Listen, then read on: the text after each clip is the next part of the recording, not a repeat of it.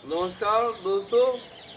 आज भगवान ज्ञानदेव गंगा माता मंदिर के प्रांगण से आपको प्रवचन बेला की तरफ ले चलते हैं और हमें बेहद हर्ष है कि हमारे ये वीडियो पूरी दुनिया में चारों तरफ बिखर रहे हैं, श्रोतागण बढ़ रहे हैं। क्योंकि कल ही हमारे पास इंग्लैंड से एक मैसेज आया श्री रमाशंकर शास्त्री जी का कि आप हमें रामायण से हमें क्या शिक्षा मिलती है, इस विषय पे कुछ सुनवाइए। हमने अपने motivational speaker Shri R.K. Sinha ji से निवेदन किया कि उन्होंने भागवत से हमें क्या ज्ञान मिलता है, भगवत गीता से क्या ज्ञान मिलता है, इस विषय पे तो हमने सुन लिया।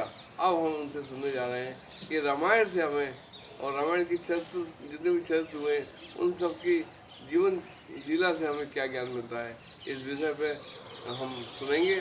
उम्मीद है आपको भी ये सब पसंद आएगा। अपने व्यवहारिक जीवन में इसको अपनाइए और अपने जीवन को सफल बनाइए। इसी उम्मीद के साथ हम आपसे नम्र निवेदन करते हैं कि हमारे YouTube चैनल को सब्सक्राइब, लाइक और शेयर अवश्य कर लीजिए ताकि हमारी मेहनत सफल हो, हम जन जन तक पूरी दुनिया में पहुंच पाएँ और इस ज्ञान हिंदुत्व के ज्ञान को पूरी दुनिया में पहुंचाते हुए हिंदुस्तान को धर्म गुरु बना पाए। धन्यवाद।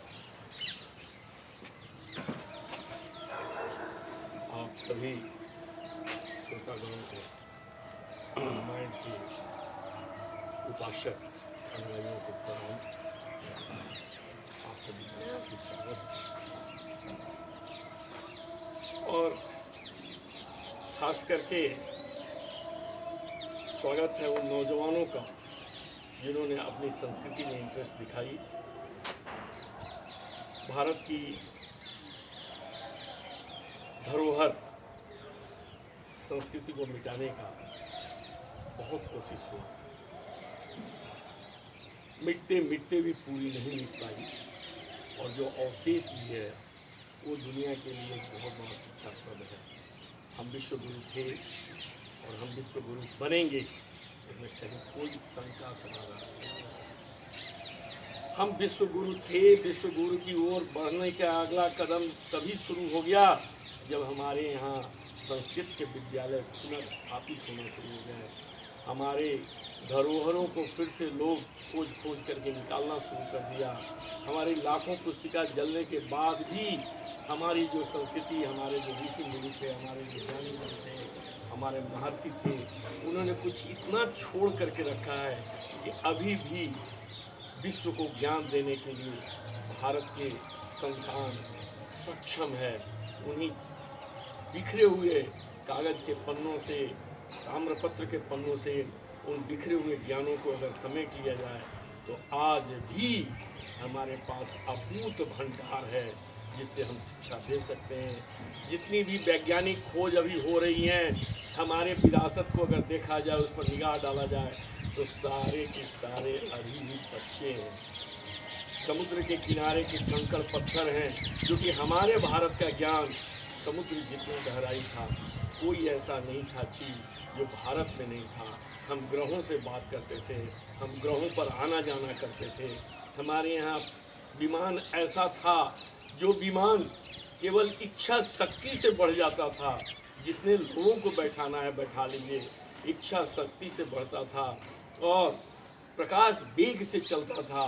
तभी तो श्री राम लंका से अयोध्या पहुँचे थे और उनकी पूरी मंत्रिमंडल उसमें समा गई थी और वो अपनी इच्छा अनुसार चला था। तो हम तो वहाँ तक थे, हम तो वहाँ तक के ज्ञान की बात करते हैं कि एक इंसान कहीं से वहाँ से गायब हो जाए और कहीं प्रकट हो जाए। आप याद करें, सुमिरन करें, यहाँ पर लोग दूसरे ग्रहों के भी आते थे और आकर के आशीर्वाद दे करके चले जाते थे, ज्ञान का भंडार देके जाते थे।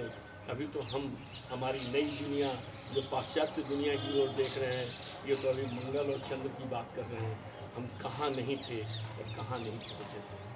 हमने पूरी ग्रहों की गति की रचना, हमने सूर्य की कल्पना, हमने पृथ्वी का आकार, हमने पृथ्वी का प्रकार, पृथ्वी का नेचर, हमने ग्रहों का जो प्रभाव था पृथ्वी पर, हमारा ज्योतिष विज्ञान उससे अटा पड़ा हुआ है, और कहीं भी एक एक अक्षर को अगर देख लिया जाए तो सब कुछ सत्य है। राम के जन्म का समय जो वर्णन किया गया है हमारे इतिहास में, उस वर्णन को आज भी जब वैज्ञानिकता पर लोग नापे तो देखे कि जो जो स्थिति बताई गई थी ग्रहों की, वो स्थिति आज भी सटीक है। राम सेतु के बनने का जो नक्षत्र का टाइम है वो सब भी वही है। राम जन्म का नाम जगह भी है। अयोध्या को निरूपण किया गया कि अयोध्या जहाँ राम जन्मभूमि था उसका कहाँ पर जगह है, उसका एग्जैक्ट लोकेशन भी हमारे वैज्ञानिकों ने ज्योतिष शास्त्र से निकाला। और आज की डेट में अब कहीं शक की गुंजाइश नहीं है कि हमारी कहानियाँ केवल कहानियाँ थीं। नहीं साहब, ये सत्यता से ओतप्रोत थी, और तभी तो हम विश्व के गुरु थे। जिस समय लोग लंगड़े लूल्हे बन करके लेवर पृथ्वी पर घिसट रहे थे, हम लोग उस समय सर पर दौड़ रहे थे। हमारा विज्ञान उस समय का था। यही तो कारण हुआ कि हमारी बौद्धिक क्षमता को लोग पहले नष्ट किए थे, तब हम पर शासन किए थे। हमारी बौद्धिक क्षमता गई, हमको जात पात में बांट दिया गया, हमको धर्म के पंथों में बांट दिया गया। हम सभी एक थे। हमारे यहाँ तो वो रीति रिवाज थी कि जाति पाति आपकी अपनी इच्छा अनुसार कर्म का चुनाव होता था, और उसको ला करके ऊंच और नीच में बांट करके हमें कमज़ोर कर दिया गया। वैदिक काल की अगर बात करें तो वैदिक काल में हमारे यहाँ रीति थी, जो जिसको कर्म अच्छा लगता है वो कर ले। बाद में इसी में कुरीतियाँ आती गई, और इन्हीं का लाभ उठाते हुए कुरीतियों का लोगों ने छोटा और बड़ा का पैमाना रख करके हेट्रेड पॉलिसी, हेट पॉलिटिक्स इसमें कायम किया। और आज हमारा समाज जो है टूटा, समाज हमारी बहुत बार टूटी, और इसको जोड़ने वाले हर समय कोई ना कोई विद्वान हमारे यहाँ का खड़ा हुआ। आदि शंकराचार्य शायद नहीं होते तो शायद हमारा हिंदू धर्म आज बिखर चुका होता। आदि शंकराचार्य भी आए। आज भी बहुत से ऋषि और महर्षि हैं जो अपनी कमराओं में बैठ करके अपनी प्रयोगशालाओं में प्रयोग करते हुए खोज कर रहे हैं। रामायण एक ऐसा ग्रंथ है जिस समय लिखा गया था, खास करके रामचरितमानस की हम बात करते हैं, तुलसी रचित ग्रंथ। तो रामचरितमानस तुलसी ग्रंथ जो लिखा गया था उस समय के टूटते हुए समाज को जोड़ने के लिए लिखा गया था। और इसकी भाषा संस्कृत नहीं रखी गई, इसकी भाषा शुद्ध हिंदी नहीं रखी गई, इसकी भाषा को अवधी रखा गया। उस समय के उस काल में अवधी भाषा बहुतायत लोगों से द्वारा बोली जाती थी। इसलिए सभी के जो सुपाच्य भाषा था, सभी के अनुकरणीय भाषा था, सभी को एक्सेप्टेड भाषा था, उसी भाषा में लिखी गई। और रामचरितमानस को लिखने का सिर्फ एक उद्देश्य था कि मुगलों की सत्ता में जो पल रहे हैं, जो पद लोलुपता के कारण जो अपने ही आप को काट रहे हैं, उनको ज्ञान देना था। और आप जब रामायण के शुरू से लेकर अंत तक पाठ करेंगे तो आप देखेंगे जीवन का कोई ऐसा विधा नहीं है, जीवन का कोई ऐसा पार्ट नहीं है, जीवन का कोई ऐसा समय नहीं है जिस समय का वर्णन रामायण में न हो। बाल्यकाल से लेकर के जीवन की हर घटनाओं को देखा जाए तो वहाँ पर एक अनुपम छटा बिखरी हुई है, एक गजब का एग्जाम्पल बिखरा हुआ है। वहाँ कहीं हेट की बात नहीं है, वहाँ दुश्मनों से भी सीखने की बात है, वहाँ पांडित्य की भी बात है, वहाँ चतुराई की भी बात है, वहाँ पर आपके इंटेलिजेंस की भी बात है, वहाँ पर प्रेजेंस ऑफ माइंड की भी बात है। वहाँ कैसा दास होगा, कैसा मैनेजर होगा, कैसा भाई होगा, कैसा परिवार होगा, क्या कर्तव्य होगा बेटों का, क्या कर्तव्य होगा माँ बाप का, कैसे किस समय क्या निर्णय लिया जाए, सारी चीज़ रामायण में बहुत सुंदर ढंग से, बहुत सुंदर और शालीन भाषा में एक्सप्लेन किया गया है। इसीलिए तो रामायण सबके द्वारा एक्सेप्टेड है, और रामायण हर घर में पूजनीय है और पूजा के स्थल पर रखा हुआ है। कहीं भी कोई भी अगर सब जो है उसके सम्मुख जाता है तो स्वभावतः झुक जाता है। हम यही कहते हैं कि रामायण के अंदर जो उनके पात्रों का जो जिक्र किया हुआ है, उन पात्रों का आचरण हमारे अंदर भी आ जाए, हम भी अपना जीवन सफल कर लें। वहाँ पर कौन सी ऐसी विधा है जिसके बारे में जिक्र नहीं है? आइए हम लोग रामायण के कुछ पन्नों को खोलते हैं और एक एक पन्नों से देखते हैं कि हमारे जीवन में वो क्या क्या चीज़ कैसे कैसे प्रासंगिक है, हम उससे कहाँ कहाँ शिक्षा ले सकते हैं। शुरुआत करते हैं बाल्यकाल की मोहक वर्णन। इतनी मोहक है और इतनी सुंदर है कि जैसे लग रहा है कि तुलसी के आंगन में ही राम खेल रहे हैं और उनको देख करके राम का वर्णन तुलसीदास कर रहे हैं। ठुमुकी चलत रामचंद्र बाजत पैजनिया। छोटे बच्चों को आज भी हम लोग पायल लगा देते हैं, घुंघरी लगा देते हैं और छोटा बच्चा दौड़ते चलता है आंगन में, तो आंगन की शोभा ही निराली होती है। उसका जो है सबके गोद में चल जाना और पक्षियों के साथ खिलवाड़। महात्मा तुलसी ने कितना सुंदर वर्णन किया है, कितनी अच्छी छटा दी है। एक बालक, जब आप कल्पना करें या आपके बच्चे भी जब ऐसे आंगन में चलते थे, वैसा ही मनोरम दृश्य वहाँ पर लगता है कि सामने आ गया। लग नहीं रहा है कि वो पढ़ रहे हैं, लगता है कि हम दृश्य देख रहे हैं। कोई वहाँ से जब निकलते हैं तो जैसे राम, भरत, लक्ष्मण, शत्रुघ्न का जन्म जो होता है वो बड़ा तपस्या से होता है, बड़ी मिन्नतों से होती है, यज्ञ करना पड़ता है। गुरु के मार्गदर्शन में यज्ञ होता है। 4 बच्चे पैदा होते हैं, लेकिन चारों जो हैं अपने आप में महान हैं। और जब गुरु आते हैं और गुरु विश्वामित्र कहते हैं कि समाज पर बहुत बड़ा खतरा आ गया है, कुछ राक्षस लोग, राक्षस हम उनको कहते हैं जो हमारे शत्रु होते थे, जो मानवता के शत्रु होते थे, उन्हीं का नाम हम राक्षस लेते थे। वो राक्षस लोग आकर के महात्माओं को जीने नहीं दे रहे हैं, ऋषि मुनियों को लूट ले रहे हैं, उनका कोई तपस्या नहीं चल पा रहा है। सो आप इन बच्चों को दे दो। ये बच्चे जो हैं उनके संहार के कारण बने थे। दशरथ ने किंचन मात्र भी नहीं सोचा कि इन बच्चों को, जो अभी बच्चे जो हैं अभी कुमारावस्था में हैं, ये बच्चे जाएंगे राक्षसों का सामना करने। लेकिन कोई बिना भेद भाव के, बिना विचार के, बिना नानुकुल किए हुए उन बच्चों को गुरु को सौंप देते हैं कि ले जाइए। अगर जन कल्याण में हमारे बच्चे काम आते हैं, ये हमारे लिए गर्व की बात है। राजा हो तो ऐसा हो जो प्रजा के लिए अपने इतने पुरुषार्थ से पाए गए बच्चों को भी देने के लिए सहर्ष तैयार होता हो, गुरु पर इतना विश्वास हो कि अपने कोमल से बच्चों को भी उनके हाथों में सुपुर्द कर दे रहा है। ये रामायण ही बता सकता है और इसका कहीं एग्जाम्पल दुनिया में और कहीं नहीं मिलेगा। वो जाते हैं बच्चे, सबको जितना भी त्रासदी था उससे मुक्त करते हैं, राक्षस विहीन करते हैं और लोगों में एक सद्भावना, एक प्रेम, एक अस्थायित्व पैदा करके आते हैं। वहाँ से आगे बढ़े तो दिखाई देता है कि एक वह लड़का जो कल राज्य तिलक होना है, उस राज्य तिलक में ऐश्वर्य और सपनों का ताना बाना है, पूरी जनता का मालिक बनना था, उस सम्राट बनना था।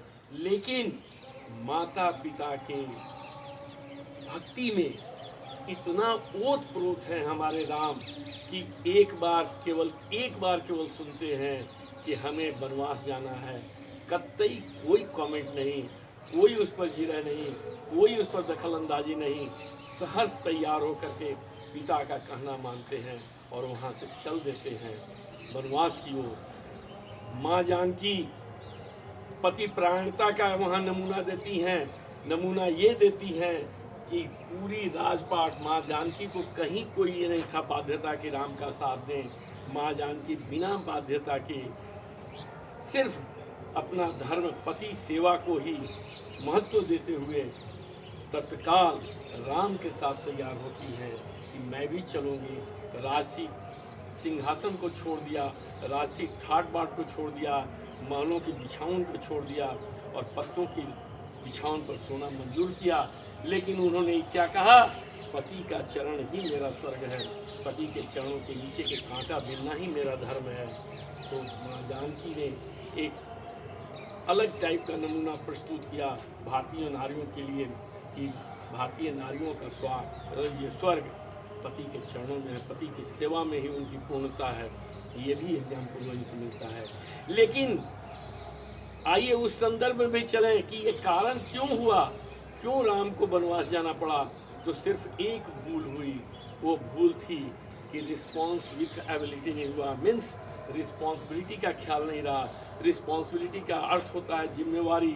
जिम्मेवारी को अगर तोड़ करके देखें तो रिस्पॉन्स विथ एबिलिटी, उत्तर देने का दायित्व।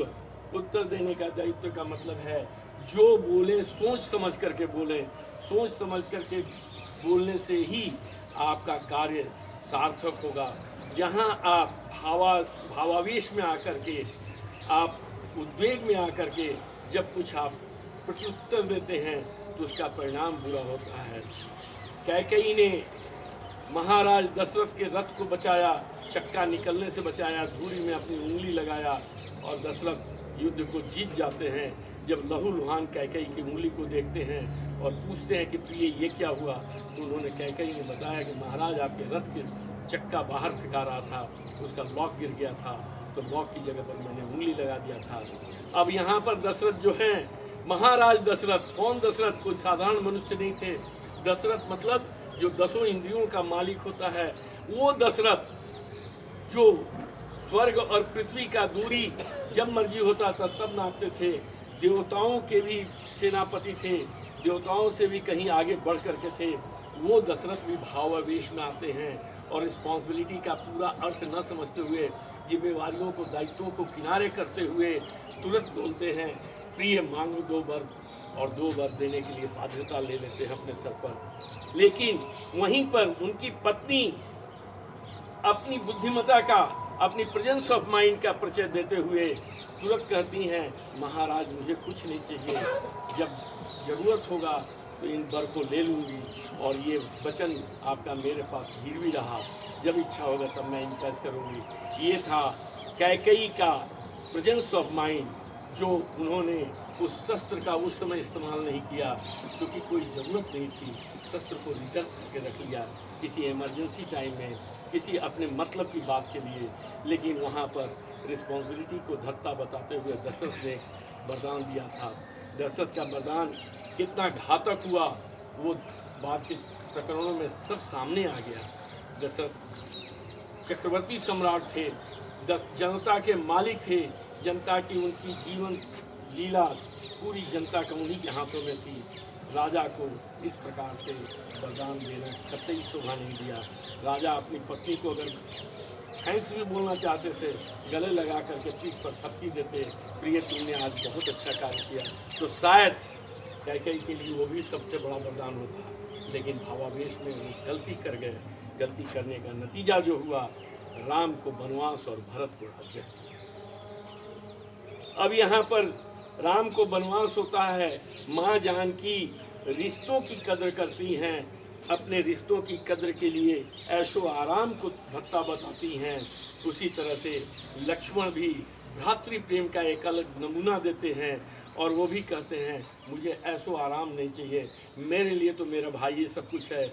वहाँ पर मनी वॉज नॉट प्रोमिनेंट, वहाँ पर relation was prominent, and that was very clearly seen in Ramayana. Lakshman भी तैयार हो जाते हैं, भाई मैं आपके साथ चलूँगा। माँ जानकी और लक्ष्मण निकलते हैं। भरत का त्याग देखिए, भरत भी एक गजब प्रकरण में आते हैं। उस समय तो नहीं थे उस घटना के समय में, लेकिन जब भरत लौटते हैं उनको राजगद्दी सुलभ, सहज और सरल तौर पर प्राप्त थी, क्योंकि वचन के अनुसार भरत को ही राज्य चलाना था। लेकिन भरत ने क्या किया, भरत ने उस चीज़ की कतई उसके पीछे नहीं भागे। वो बोले कि इसका अधिकारी जो है उसी का अधिकार है इस पर, और राम का खड़ाऊ से उन्होंने राज किया। तो एक तरफ प्राप्त चीज़ को इनकार करना केवल इसलिए कि पितृभक्ति में अपने आप को ओतप्रोत पाए हैं राम, और अपना एग्जाम्पल दिए कि जो मेरा प्राप्त है उसको भी ठोकर मारना है, हमारे लिए कर्तव्य सबसे बड़ा है। दूसरा एग्जाम्पल है कि जो जिसका अधिकार है उसी अधिकारी के लिए शोभा देगा, मैं उसको नहीं ले सकता। 14 बरस के लिए राम को वनवास था, भरत चाहते तो 14 साल तक राज्य कर सकते थे। उस जंगल में जाने के बाद भी कोई निश्चित नहीं था कि राम कब लौटेंगे, क्या लौटेंगे कि नहीं लौटेंगे। लेकिन भरत ने तपस्थली की तरह उस राज सिंहासन पर वहाँ रखा खड़ाऊँ राम का, और अपने जा कर के शहर के बाहर, नगर के बाहर जा कर के कुटिया बना करके उसमें तपोभूमि में मान करके अपने को तपस्वी रूप में रखा। ऐसा महान त्याग कहीं देखने को नहीं मिलता है रामायण के अलावा। राम भी जो हैं यहाँ पर जब जंगल में जाते हैं वहाँ पर हर क्षण भरत को याद करते हैं, भरत की महानता को गाते हैं, लेकिन लक्ष्मण को साथ सेवा करते हुए भी लेस मात्र का कहीं भी द्वेष नहीं होता है कि मैं तो बड़े भाई की सेवा कर रहा हूँ, इनके पद पद पर मैं अपना प्राण न्यौछावर कर रहा हूँ, लेकिन इसके बावजूद हमारे बड़े भाई भरत का नाम ले रहे हैं। ये भी एक महानता का परिचय है।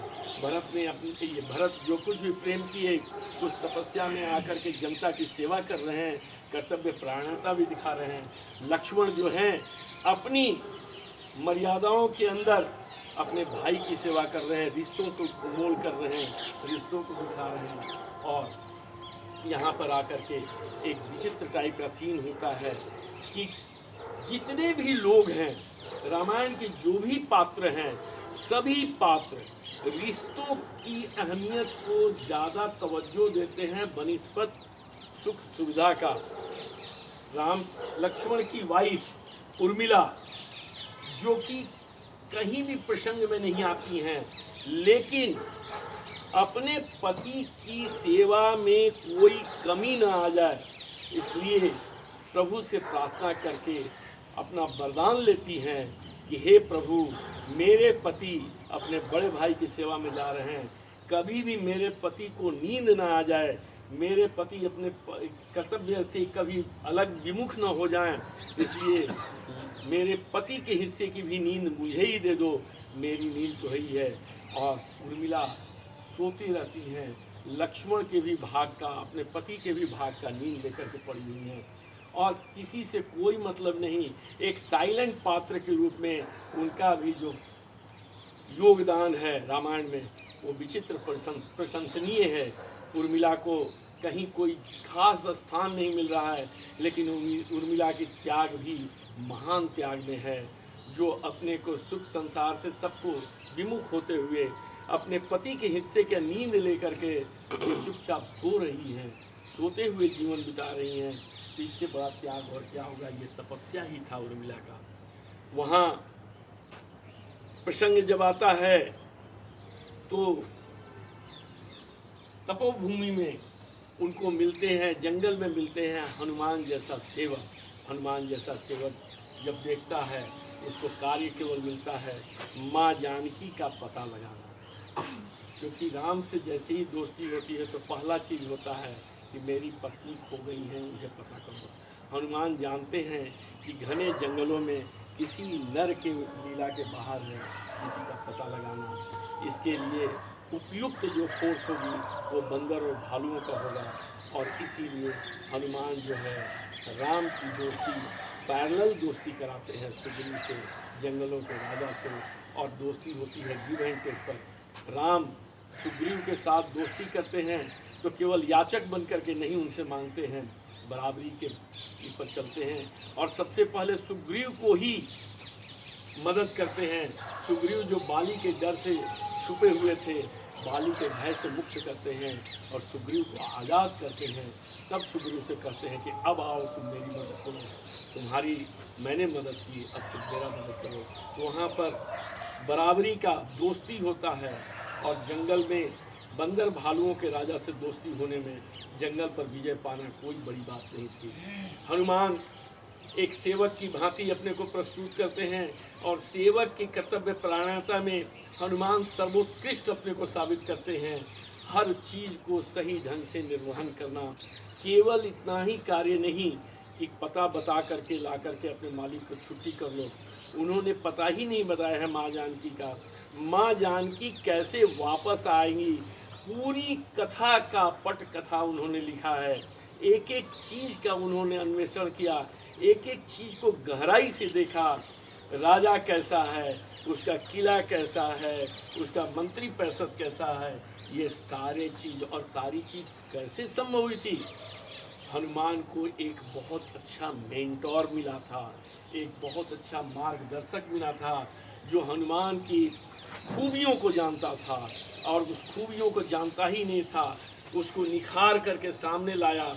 उसी ने कहा था, जामवंत ही ने हनुमान को याद दिलाया कि तुम में वो शक्तियाँ हैं कि तुम हर वो कार्य कर सकते हो।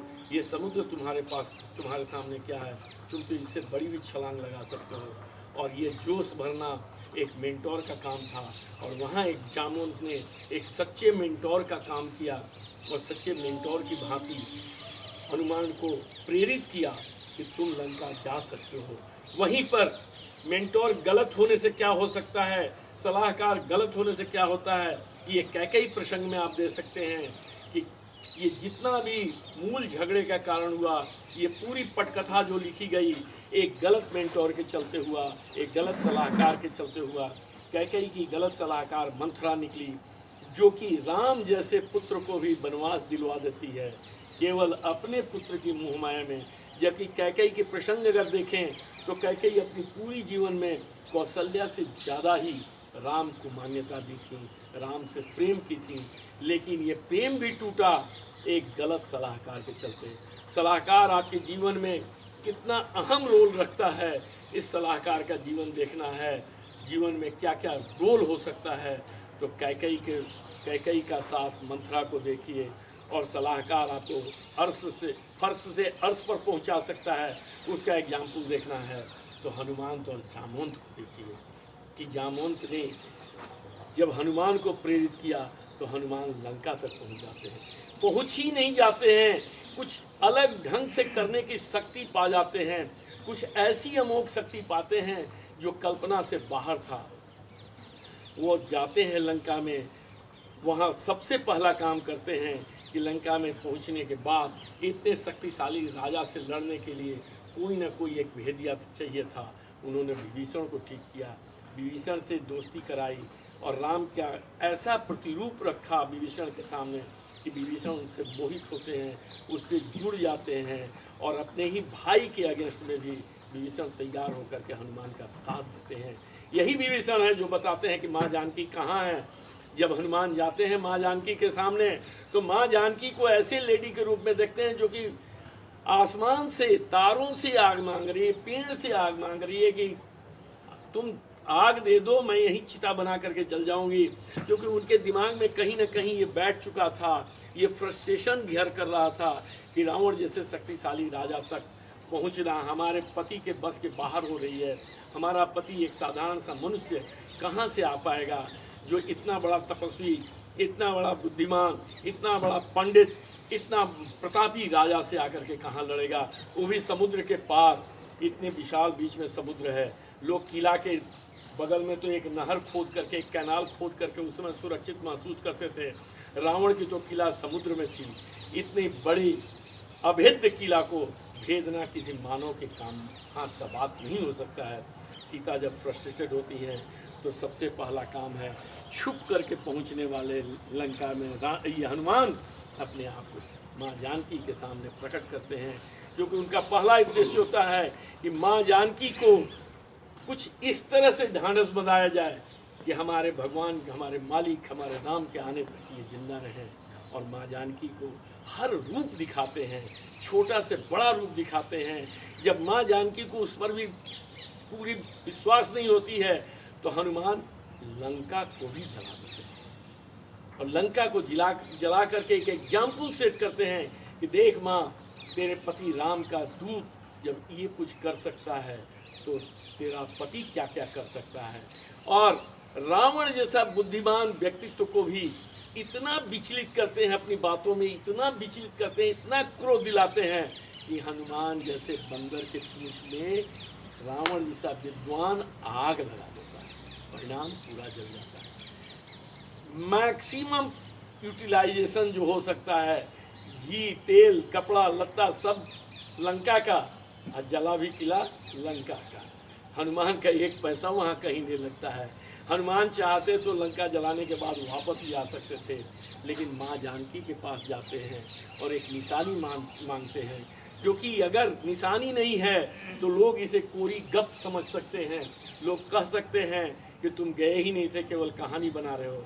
तो माँ जानकी से एक निशानी भी लाते हैं और आने के बाद सब थ्रू चैनल चलते हैं। पहले अंगद को बताते हैं, अंगद जामवंत को बताते हैं, जामवंत इनको सुग्रीव को बताते हैं और सुग्रीव राम को बताते हैं।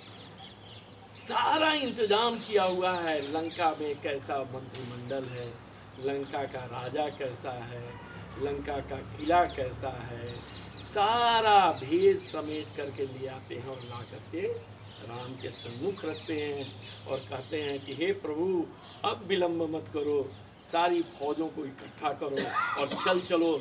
कहाँ? जहाँ रावण जैसा प्रतापी, बुद्धिमान, पांडित्य, जो 10 सिरों का मालिक है। 10 सिरों का मतलब 10 आदमी जो एक साथ सोच सकते हैं, अकेले रावण सोच सकता था। महान तपस्वी, महान पंडित, महान शक्तिशाली आदमी, जो तपस्या के बल पर क्या नहीं हासिल किया था, अमरत्व का भी वरदान हासिल किया था।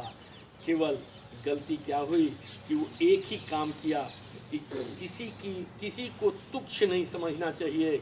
ये रावण की पांडित्य के बाहर हो गया। उन्होंने सोचा कि न हमारा नर कुछ कर सकता है, न बंदर कुछ कर सकता है। इस तुच्छता को ध्यान में रखते हुए जब ब्रह्मा ने कहा कि नश्वरता का मैं तो वरदान नहीं दे सकता, तो उसके दिमाग में आया है कि मेरे जैसे शक्तिशाली आदमी कोई क्या कर सकता है। तो उसने कहा कि ठीक है, मनुष्य और बंदर को छोड़ करके मैं किसी से न मारा जाऊं, ये वरदान पाता है। और वहाँ से वो घमंड में चूर होता है। लेकिन एक चीज़ वो भूल गया, कहाँ प्रोटेक्ट करना चाहिए। प्रोटेक्ट करना चाहिए हमेशा जड़ को। जो भी फुनगी, जो भी ब्रांचेज कटेंगे वो तो फिर से हो सकते हैं, लेकिन जड़ कट जाएगा तो बड़ा मुश्किल हो जाएगा। और वही है कि जड़ पर जो आघात राम किए हैं मारने के लिए, वो आघात जो हुआ है जड़ नाभि को कहते हैं, क्योंकि मनुष्य का जड़ 272 नस नाड़ियाँ निकलती हैं, सब नाभि से ही निकलती हैं। मनुष्य की जन्म की शुरुआत होती है नाभि से और वही जड़ है। और उस जड़ पर आघात हो तो जड़ में 272 नस नाड़ियाँ जो सारे अंगों को जोड़ती हैं वहाँ से विच्छिन्न हो जाएंगी, और विच्छिन्न जब हो जाएंगी तो वहीं पर उसका अंत हो जाता है। तो ये नाभि को जो अमृत कुंड कहा गया है, आज भी जो आज के योगी योग क्रिया कराने वाले जो गुरुदेव अभी लोग आए हैं, आज के प्रासंगिक की ये चीज़ है कि लोग कहते हैं कपाल भाती करो। कपाल भाती करने में केवल नाभि को ही तो स्ट्रेंथन किया जाता है। नाभि को स्ट्रेंथन करना का मतलब है कि जड़ को स्ट्रेंथन करना, और जब जड़ स्ट्रेंथन हो जाएगा वहाँ से भरण पोषण ठीक होगा तो हमारी 272 नस नाड़ियाँ वहाँ से निकलती है, सारी नस नाड़ियाँ परिपक्व होंगी, मजबूत होगी, तो हमारे सारे अंग मजबूत होंगे। रामायण में नाभि यही बताया गया है और राम ने उस नाभि का ही भेदन किया है, अमृत कलश का भेदन किया है। अगर हम मान लें कि हमारे वरदान के स्वरूप था तो भी नाभि प्रासंगिक बहुत उत्तम प्रसंग है कि वहाँ पर नाभि में ही स्वर्ग होता है, नाभि में ही अमृत होता है। और सबसे बड़ा भाग्य देखिए, दुर्भाग्य देखिए कि पेड़ जो कटता है लकड़ी का, वो लकड़ी का पेड़ तब तक नहीं कटता जब तक कि कुल्हाड़ी पर लकड़ी का पेंट नहीं होता। तो जब भी कुछ कटा है तो अपनों ही के द्वारा, अपने के द्वारा ही कटता है। हीरा हीरा से कटता है, लकड़ी लकड़ी के बेंट से ही कटा। लकड़ी का बेंट अगर कुल्हाड़ी में नहीं होता तो कुल्हाड़ी की क्या मजाल जो अपने से चल सकती। तो यहाँ पर भी यही प्रसंग है कि जब भी कोई बर्बाद होता है तो अपनों के द्वारा बर्बाद होता है। यहाँ के भी प्रसंग में रावण का पूरा भेद विभीषण जानते थे और विभीषण ही कारण पड़े कि रावण जैसे शक्तिशाली को मारने का। वहाँ पर भी रावण मरा तो विभीषण को भेज जाने के लिए। इसलिए ये भी एक यहाँ शिक्षा मिलती है कि कभी भी अपना सीक्रेट जो रहस्य है वो कभी किसी को न बताएं, भले वो आपका भाई क्यों न हो। भाई को भी बताना किसी दिन आपके लिए घातक हो सकता है, भाई को भी न बताएं। वहाँ मर्यादा पुरुषोत्तम राम जो है मानव मात्र के लिए अपना क्या क्या बलिदान करते हैं, इस चरित्र गाथा से पूरी रामायण भरी हुई है। वहाँ माँ जानकी को लेकर के लौटते हैं, उस समय भी प्रसंग जो है अवर्णनीय है और पूरी जनता जनार्दन के लिए अपने पूरे जीवन को लगा देते हैं। अपना पूरा जीवन जो है तपस्वी का जीवन होता है। और सबसे बड़ी बात कि दुश्मन से भी अगर कुछ उसके पास है, पराजित दुश्मन से भी शिक्षा लेना है तो लीजिए। लक्ष्मण को भेजते हैं रावण के पास, और रावण से जब शिक्षा लेते हैं तो पहला चीज़ शिक्षा यही देता है रावण कि जो शीघ्र करने वाली चीज़ है, जो अच्छी चीज़ है, उसमें विलंब कभी मत करो। शुभस्य शीघ्रम, ये पहला लाइन था। और जो भी गलत चीज़ है उसको जितना टाल सकते हो टालो, उसके प्रति कभी भी ज़बरदस्ती मत करो। और दूसरी चीज़ एक यहाँ से ये भी ज्ञान मिलता है, कभी भी अपने ईगो को, अपने दम को इतना ऊपर ना कर लो कि किसी की आवाज़ तुम्हारे कान तक ना पहुँचे।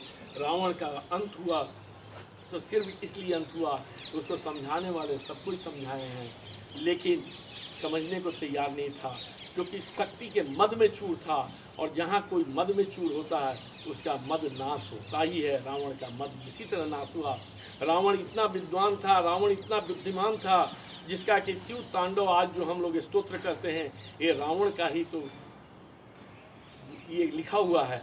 रावण ने ही पहला शिव स्तोत्र का तांडव ने पाठ किया था। जब शिव से आराधना किया, प्रार्थना किया कि आप लंका चलिए, और शिव जानते थे कि अगर ये हमको लंका में ले जाकर स्थापित कर देगा तो यह पराजय हो जाएगा, कोई इसको मार नहीं सकता है। तो शिव ने कहा कि मैं नहीं जाऊंगा मैं लंका। लेकिन रावण अपनी शक्ति के मद में चूर होते हुए पूरी कैलाश को ये हाथों में उठाना चाहता है। तब शिव अपना पैरों से कैलाश को दबा देते हैं, और दबाते ही इसकी हाथ दब जाती है कैलाश पर्वत के नीचे। और उस गर्व से कराहते हुए शिव तांडव स्तोत्र का वो पाठ करता है, तब जाकर के शिव उसको छोड़ते हैं। तो रावण की बुद्धिमत्ता हर जगह दिखाई दी है, और राम ने भी उस बुद्धिमत्ता का पूरा सम्मान देते हुए रावण से अपना भाई को शिक्षा दिलवाते हैं। भाई का वहाँ पर एक और बहुत बड़ा शिक्षा की बात हुई। लक्ष्मण अहम में थे। लक्ष्मण जाते हैं रावण के सिर की तरफ, वो देखते हैं कि ये तो पराजित आदमी है, इसके सिर के पास बैठते हैं। तो रावण मुस्कुरा करके कहता है कि तुम में और राम में बहुत अंतर है। तब राम उसको समझाते हैं कि जब भी किसी से शिक्षा लेना है तो उसके पैरों की तरफ जाओ, उसके सर पर न चढ़ो। लक्ष्मण फिर उसके पैरों के पास आते हैं, तब वही शुभस्य शीघ्रम का पाठ देता है। राजनीति का इससे बड़ा पाठ और क्या होगा।